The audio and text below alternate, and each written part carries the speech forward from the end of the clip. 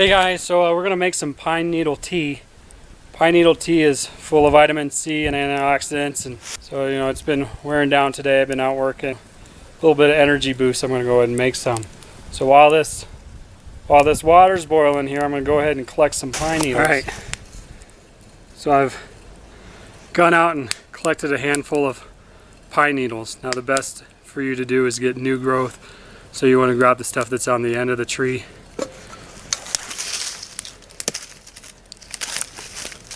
We got our water boiling back there. You don't want to drop your pine needles into boiling water.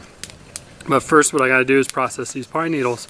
I'm going to take and cut these up into small pieces, about 1/4 inch lengths. I went ahead and got my cooking pot.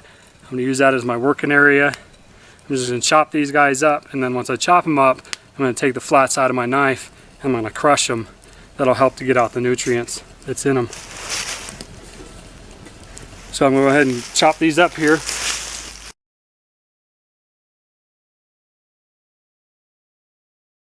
It doesn't have to be perfect, you just need to get all the needles cut a little bit so that everything that's inside will come out. Like I said, you don't want to boil your pine needles, you just want to steep them. So what we're going to do once I get these chopped and crushed, so I'm going to put them in this cup here, and then I'm going to pour the boiling water from that canister into this can. Now if you don't have 2 containers, then you would just boil it in the container you have and then drop your pine needles down into it once you're done. Once it's boiled, you take it off the fire, put your pine needles into the water after it stops boiling. If you boil your pine needles, you're going to lose some of the nutrients that are in it. Okay, so we chop these up a little bit. Now we're going to go ahead and crush them. That water's boiling pretty good already.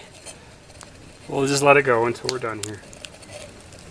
I don't know if you guys saw me, but when I first put that canister in the fire, all I did was I took a little piece of wood here, tied a piece of paracord. That way now that's in the fire, I don't have to grab it. I can drop this down into the canteen and lift it and pull it out.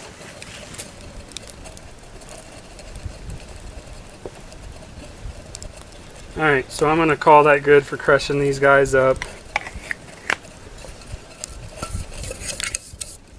What I'm going to do is take these, put them in this cup.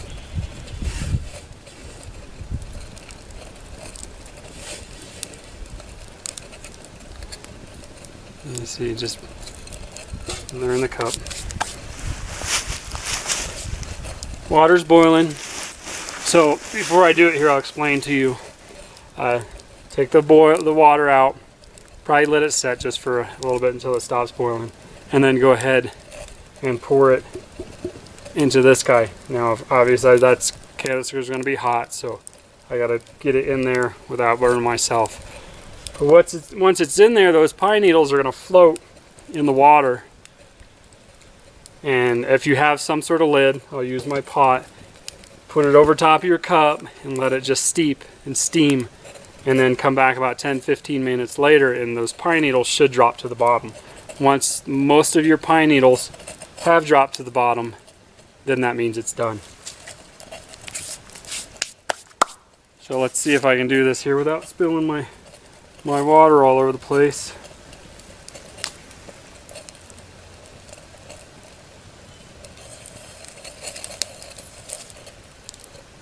Alright, so we're out of the fire.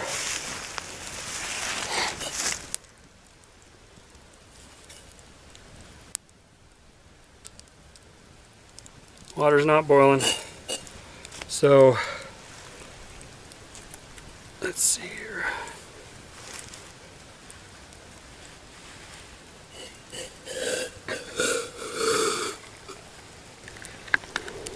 As you can see, I got a light here.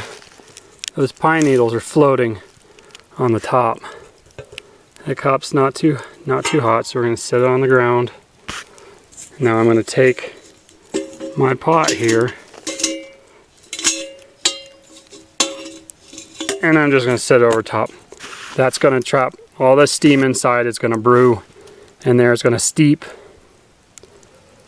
And all the nutrients in those pine needles are going to leach out into the water. And like I said, I'll come back about 10-15 minutes, and those pine needles should be settled to the bottom. The pine needle tea is pretty easy to make.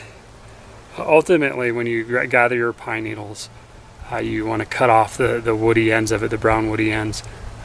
I see a lot of videos of people doing it in their kitchen. It's a little different when you're doing it out here in the woods. Like I say, pine's all over the place. You can use pine, you can use spruce. Spruce is just a type of pine. You can use fir.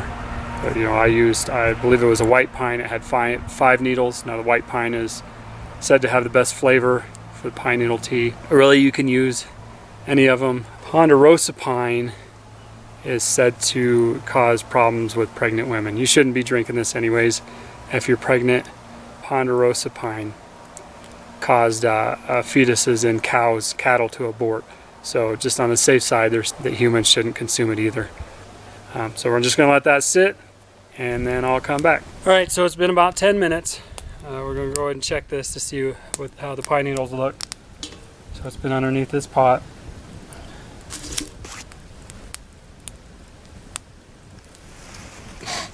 That's a little warm. Bring the camera in.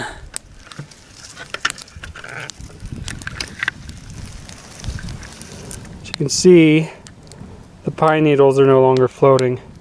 They're all the way on the bottom there.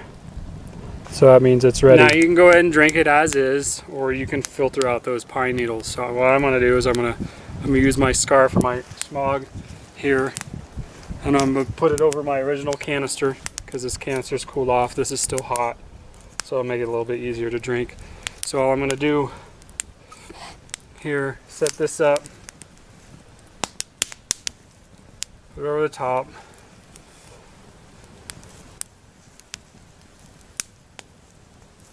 and just slowly pour it through that scarf or whatever it is you have. So now all we got are the pine needles in the bottom of the cup.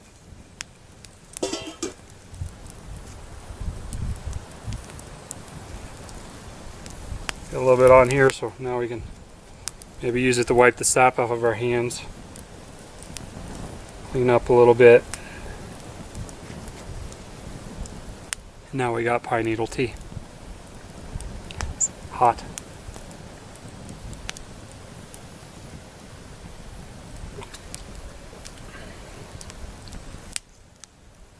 And it's actually pretty good. A little bitter, but I wouldn't say it's any more bitter than regular black tea. So that's it. So if you're out here on a cold day, or if you exhausted and need something warm to drink, you're not feeling like water, just straight water, add a little flavor, add a little nutrients, pine needle tea, vitamin C, antioxidants, and that's how we do it. That's it. Hope you enjoy watching, and remember, the prepared survive.